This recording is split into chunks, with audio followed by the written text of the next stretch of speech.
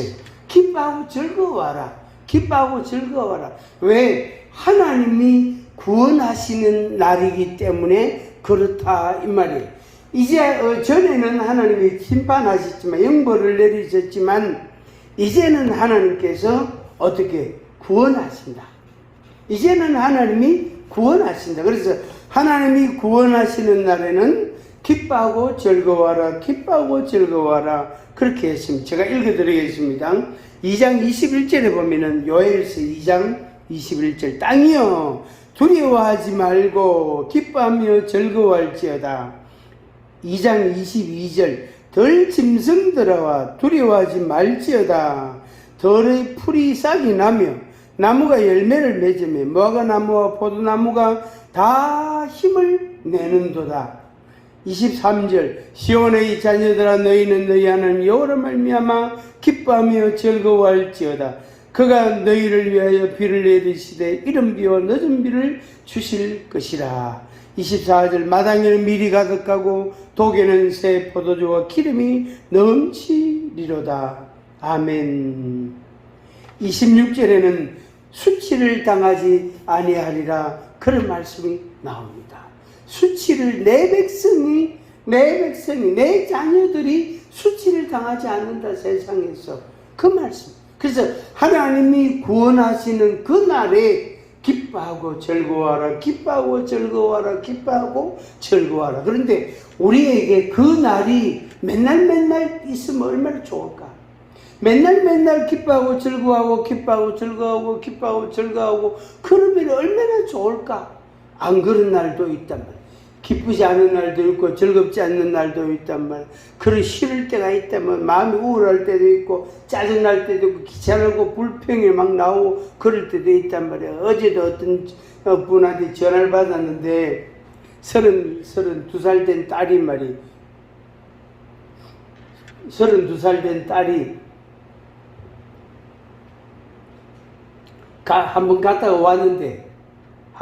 왔는데 그 딸이 엄마를요 칼 들고 설칠 만큼 엄마를 향해서 분노를 쏟아내는 거예요. 그러기 전에 제가 뭐라고 이야기했냐면은 내가 뿌린 열매다. 내가 뿌린 열매다. 이거 나를 하나님이 훈련시키려고 코치를 아주 센 코치를 줬다. 딸을 내 코치로 그것도 나에 대해서 온갖 원망과 불평과 분노를 쏟아내는 이 딸을 통해서 나를 하나님이 훈련시키려고 하는 코치다, 조교다, 그래 생각하고 받아들이라 했는데 하여튼 그래가지고 내쫓았대. 내쫓으니까 돈 내놔라 하는 게 돈 못 준다. 네가 알아서 해라. 그래가 한바탕 난리가 났는가 봐요. 제가 그분한테 뭐라고 이야기했냐면은 이야기를 했어요. 맨날 하는 이야기예요. 맨날 똑같은 이야기예요. 내버둬라. 내버두고 당신은 당신대로 당신 할 일 해라. 당신 할 일 하라. 당신이 할 일. 그래서 매일 기도해라. 매일 방언해라. 매일 기도하고 매일 방언으로 기도해라. 딴 거 없다. 그냥 하나님이 그 애를 만지고 그 애를 통치해 다스려야 되지. 당신이가 하면 안 돼. 둘이 하면 모녀가 코피나도 싸운다. 안 된다. 칼부림 난다. 절대 안 된다. 그래서 어떻게 하든지 내버두고 가만히 놔두고 그냥 하나님께 매일 기도해라. 근데 요 계산한단 말이에요.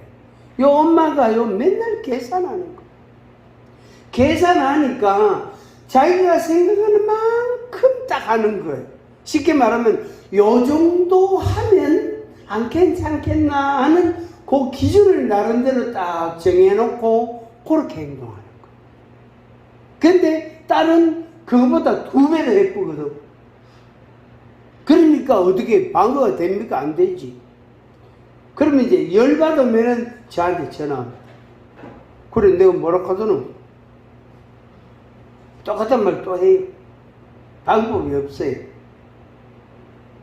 방법이 없단 말이에요.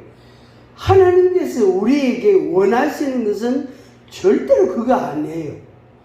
두 사람 다 신앙을 고백하고 세례를 받고, 한 사람은 전도사고, 한 사람은 선교사고, 하여튼 둘이 하여튼 나름 믿음이 대단한 사람들이. 그렇지만은 둘이 붙으면 전쟁 중에 전쟁을, 아주 심각한 전쟁을 하고 있는 거예요.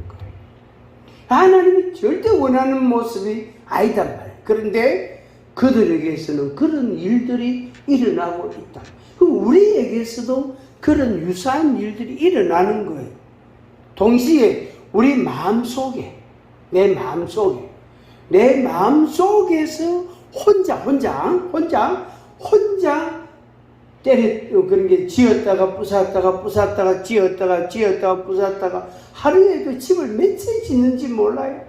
하루에도 차를 몇 번 샀다가 팔았다가 하는지 몰라요. 하루에도 몇십 리를 걸어 다니는지 몰라요. 하루에도 달나라 몇 번 왔다 갔다 하는지도 몰라요. 어디에? 우리의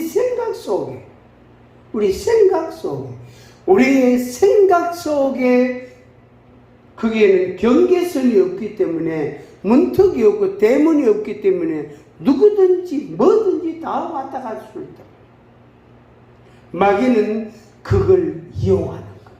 그래서 하나님께서 우리 육체에 하나님의 영을 부어주시고, 성령을 부어주시가지고 여기 세 가지 예시를 하셨어요. 세 가지를 말씀했다.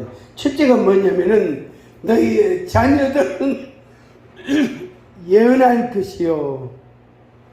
너희의 자녀들은 예언할 것이요.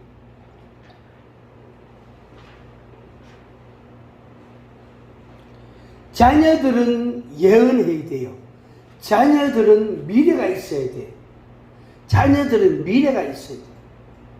미래에 대한 생각과 마음과 소위 말하는 비전을 갖고 있어야 이해는 공부를 하게 됩니다. 공부를 하게 됩니다.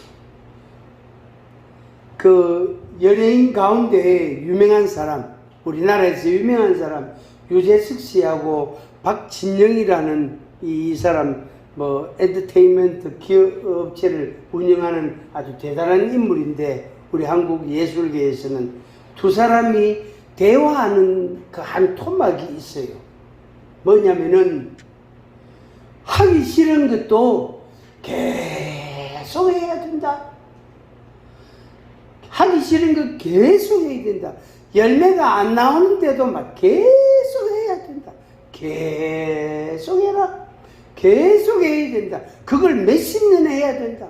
계속 해야 된다. 유재석 씨하고 박진영 씨, 이 두 사람이 대화하는 속에 그런 말이 나. 두 사람 다 똑같은 말을 하는 거예요. 계속 해라. 남들이 뭐라 하든지 말든지 결과가 있든지 없든지 계속 해라. 계속 하면 어느 날 열매가 나타난다. 결과가 나온다. 이렇게. 그 사람들이 벌써 50대, 40대 이런 사람들 아닙니까?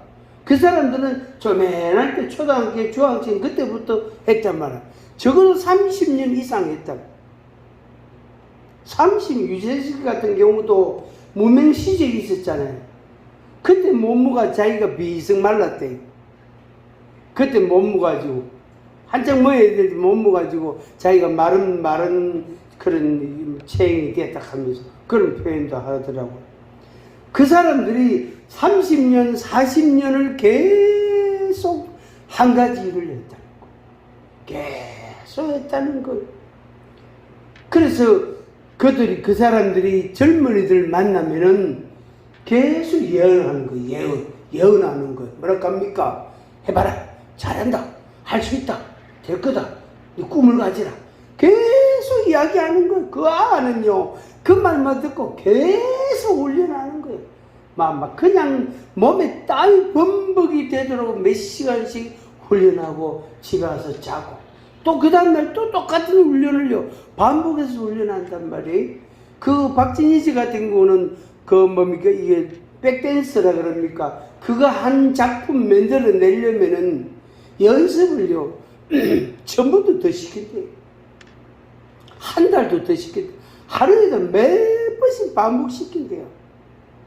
애들이 죽으려 그러죠. 그런데 그래 해야 어떻게 해요? 뇌가 반응하고 내 몸이 반응한다. 몸이 자동으로 움직인대요. 몸이 자동으로 움직여. 생각이 움직이면 넣대. 생각이 움직이면 넣대. 그래서 뇌도 반응하고 몸도 그걸 몸이 입력이 돼가지고 몸이 자동으로 반응이 된다는 거. 그때까지 계속 훈련시킨대. 계속 훈련시킨대. 노래 한 곡, 음악, 뮤직입니까? 음악이가. 하여튼 하나, 이제 5분짜리, 10분짜리 하나 만드는데 연습을 억수로 많이 시킨대요.